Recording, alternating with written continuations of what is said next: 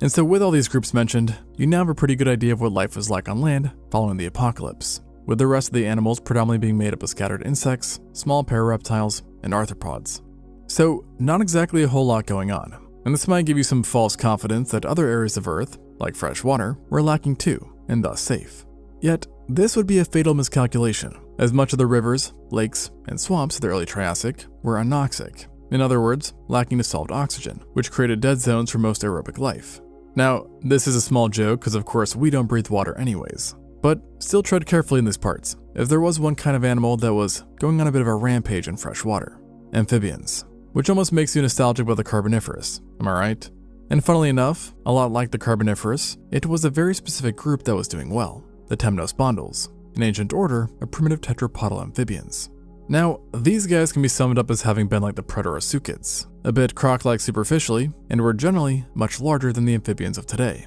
And just like the Proterosuchids, they were pretty much everywhere,